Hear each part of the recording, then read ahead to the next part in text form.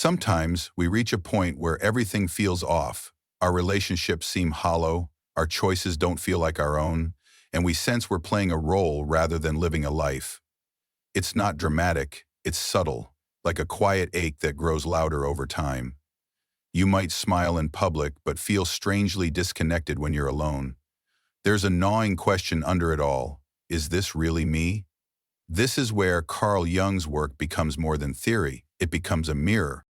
To Jung, living authentically wasn't about perfection or always feeling happy. It was about alignment with the self, the totality of who we are beyond the ego. He believed that most of us live in a persona, a mask we develop to navigate society. While necessary, the persona is not our true self. Jung once said, "The privilege of a lifetime is to become who you truly are." Living authentically, then, is about peeling away what we've been taught to be in order to uncover what we already are. But this process requires courage. It means confronting contradictions within us and acknowledging that parts of ourselves have long been buried. These hidden parts, our forgotten passions, rejected emotions, or stifled dreams, don't vanish. They live in the shadow, silently influencing our decisions. Many people chase success, love, or approval only to realize later they were chasing someone else's idea of fulfillment. Jung's insight helps us pause and ask, whose life am I really living? A person may find themselves constantly triggered by specific situations. Perhaps they overreact when criticized or shrink when they need to speak up. These reactions often come from disowned parts of the self. Jung understood this and taught that what irritates us in others often points to something unresolved within. He said, everything that irritates us about others can lead us to an understanding of ourselves. In simpler terms, the external world mirrors the inner world. When we're not living authentically, our lives become filled with projections, emotional films we unknowingly play onto other people. For example, someone who was never allowed to express anger as a child might become hypersensitive to assertive people, interpreting them as aggressive or hostile. But what they're really confronting is their own repressed fire. Living authentically means slowly reclaiming that fire, not to burn others, but to light your own way. Dreams are another realm where Jung saw the unconscious trying to communicate authenticity. When someone dreams repeatedly of being chased, falling, or forgetting something important, it's rarely random. These images often symbolize parts of the self that feel abandoned or denied. Jung encouraged dream journaling not just for interpretation, but for integration. He believed dreams are messages from the unconscious, inviting us into dialogue with what we've ignored. He said, "Who looks outside dreams, who looks inside awakes." That awakening happens when we treat dreams not as fantasies, but as maps. A woman who dreams of being lost in a forest may, upon reflection, realize she's wandered too far from her creative instincts. A man who dreams of drowning may be overwhelmed by emotions he's been taught to suppress. These inner messages guide us toward authenticity if we're willing to listen. Have you ever had a dream that felt like a message? Share it below. Living authentically often starts with discontent, a spiritual itch we can't quite scratch. Many people sense that they're not in the right career, relationship, or even city, but can't explain why. Jung would argue it's the soul signaling that something deeper wants to emerge. Authenticity is not a destination, it's a continual process of becoming. It involves tuning into subtle emotional signals, even if they contradict what seems logical. Jung noted, your vision will become clear only when you can look into your own heart. In today's fast-paced world, it's easy to ignore the heart. But ignoring it comes at a cost: numbness, anxiety, and a sense of being lost. Authentic living asks us to slow down and feel deeply, even when it's uncomfortable. This isn't indulgence, it's survival of the soul. Let us know in the comments what part of yourself you're beginning to understand. As we begin this journey, we realize authenticity isn't about being right. It's about being whole. It's about knowing when we're performing and gently stepping off the stage. Jung's teachings don't promise ease, but they offer something more important: integration. When we start to live from the inside out, we stop needing constant validation from the outside. We begin to feel a quiet strength rooted not in achievement but in alignment. A man who once needed applause now finds peace in solitude. A woman who always sought approval learns to trust her inner compass. This is what Jung meant when he spoke of individuation, the process of becoming your truest self. Comment shadow work If you're ready to face what's hidden, the real journey begins there.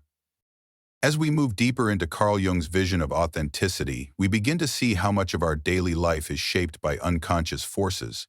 One of the most powerful, yet overlooked, is the complex, a bundle of emotions, memories, and beliefs formed through life experiences, especially in childhood. These complexes can drive our behavior without us realizing it. For instance, someone with an inferiority complex may become overly competitive, not because they love to win, but because losing feels like a return to a painful identity. Jung said, "Until you make the unconscious conscious, it will direct your life and you will call it fate." That quote is not poetic exaggeration, it's a psychological reality. Living authentically means becoming aware of these patterns and choosing differently. It's the moment when you recognize that your fear of being abandoned is not about your current partner, but about a wound from long ago. When that realization lands, you begin to shift. You stop reacting and you start responding. Inauthenticity often hides beneath success. Jung understood that society rewards conformity and persona building, often at the expense of inner truth. A person may appear accomplished, respected, even admired, yet feel hollow when the applause fades. This is the trap of the successful mask.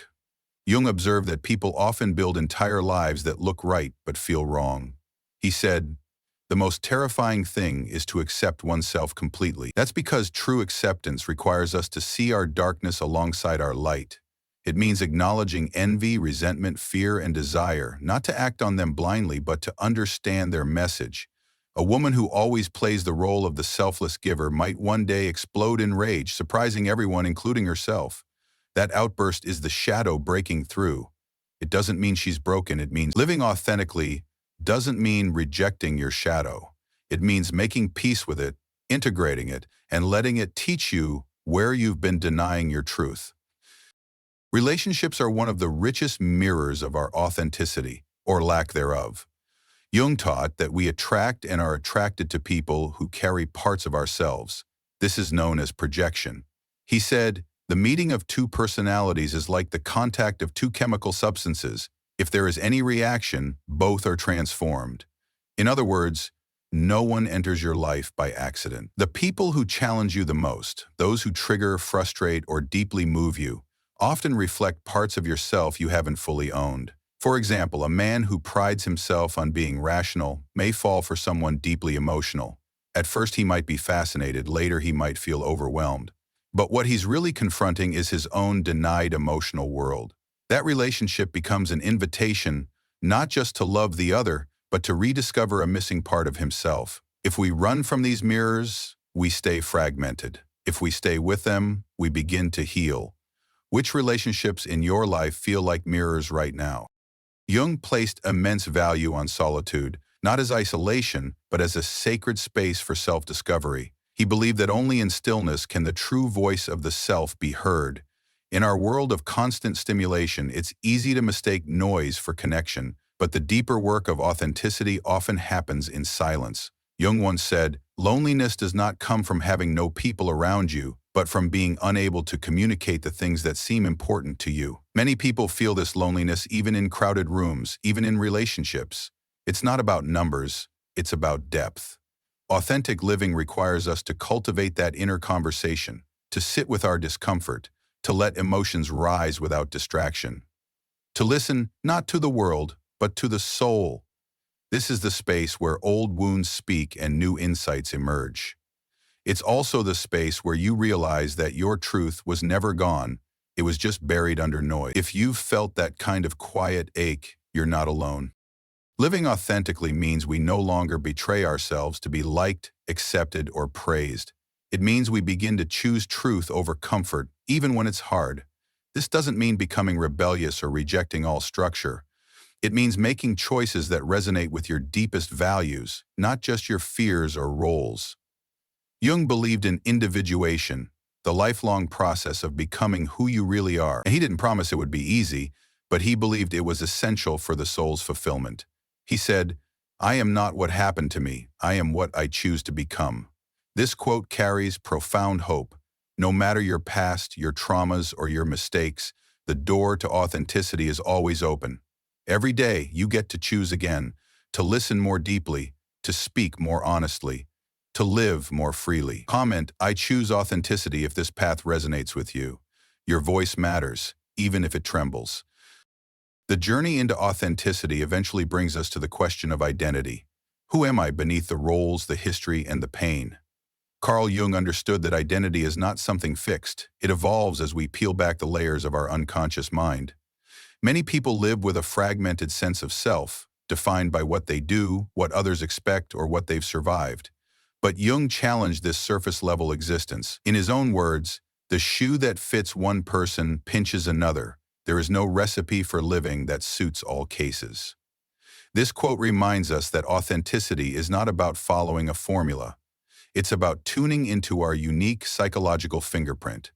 A person raised to always be the responsible one might wear that identity like armor, but beneath it may live a playful, spontaneous part of themselves that never got to breathe. When that part finally stirs, maybe through art, dreams, or a breakdown, it signals the beginning of individuation. It's the moment we stop asking, who should I be, and start asking, who am I really? One of the most potent signs that someone is not living authentically is a deep sense of inner conflict. You may feel torn between what you feel and what you think, between what you want and what others need from you. Jung believed that this conflict is not a problem to be eliminated, but a doorway to wholeness. He said, "There is no coming to consciousness without pain." In simpler terms, growth hurts, but it's the kind of pain that leads to healing.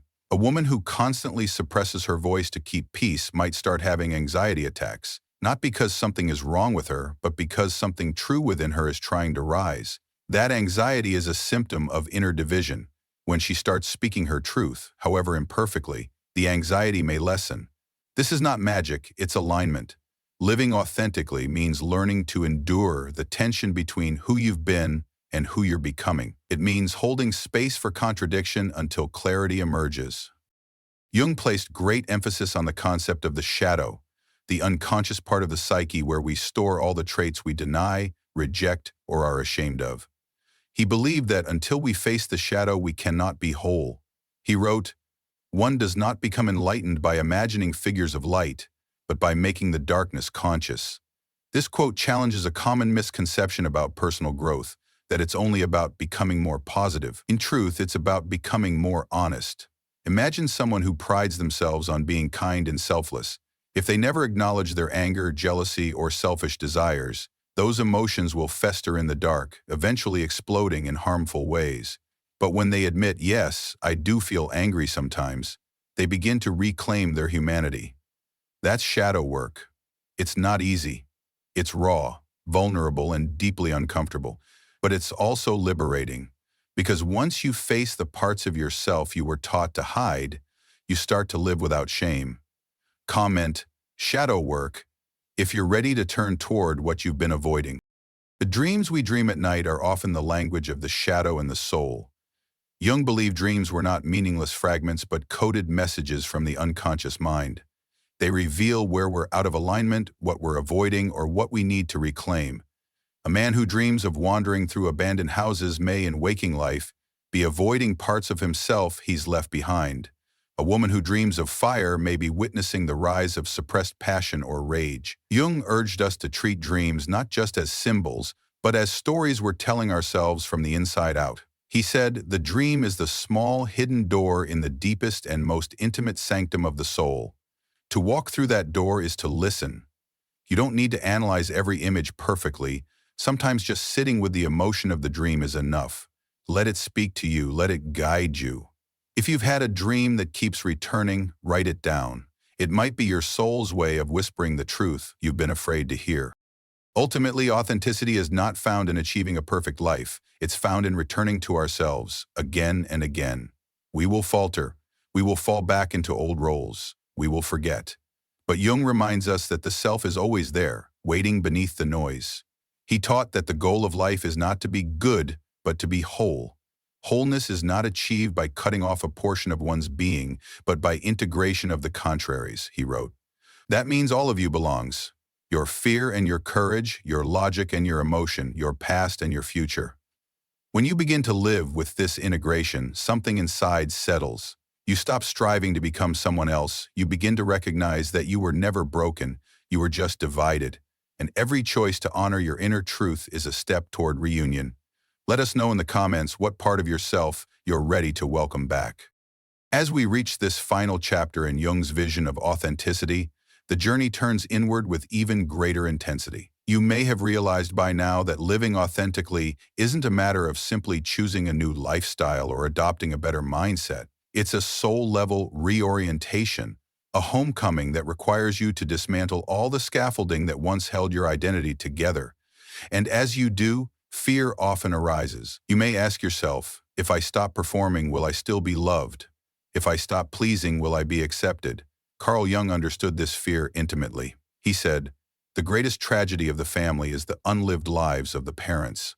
This quote reminds us how generations can pass down masks, burdens, and unlived truths. Many people carry dreams that were never truly theirs, dreams inherited from silence. But when you begin to live authentically, you don't just heal yourself. You disrupt a lineage of suppression. You become a turning point. And even if it feels lonely at first, you'll find that living your truth invites others to find theirs. There's a quiet power in beginning to say no to what doesn't feel true. Jung knew that every no to the false is a yes to the real. A man who spent years in a job that drains his spirit may feel guilty for wanting to leave. But guilt doesn't mean you're doing something wrong. It often means you're doing something different. Jung believed that guilt could be a signpost, not a stop sign. He encouraged us to ask not, "What will people think?" but "What is my soul asking of me right now?" He said, "You are what you do, not what you say you'll do." Actions rooted in truth are what transform us, not affirmations or ideals, but lived experience. If you've been waiting for permission to begin, here it is. You don't have to justify your need for peace or your hunger for purpose. Authenticity doesn't shout. It simply acts. So today, maybe you make the call. You write the letter. You rest when you'd usually push. Each small act becomes a declaration. I am choosing to live, not perform. Perhaps one of Jung's most radical insights is that our symptoms, our anxiety, depression, compulsions, are not just problems to eliminate, they are messages. He said, "We cannot change anything until we accept it." Condemnation does not liberate, it oppresses. In other words, healing begins with curiosity, not judgment. When we approach our struggles with compassion, they often soften. A woman who's battled perfectionism for years may come to realize that beneath her constant striving is a child who was praised only when she achieved. That perfectionism was not vanity, it was survival. But now, as an adult, she has a choice: to continue living in that script or to write a new one. And that new story begins with self-acceptance. To live authentically is to become a loving witness to your own becoming. You begin to parent the parts of yourself that never felt safe. You begin to belong to yourself, no longer waiting for the world to grant you permission. As you walk this path, something subtle yet profound begins to shift. You become less reactive, less desperate for validation, more rooted in your own body, your own knowing. Jung called this integration, and he saw it as the foundation of all inner peace. The privilege of a lifetime, he said again, is to become who you truly are. That becoming is not flashy, it's sacred. It's the quiet strength in your voice when you finally speak your truth. It's the calm in your chest when you no longer chase someone's approval.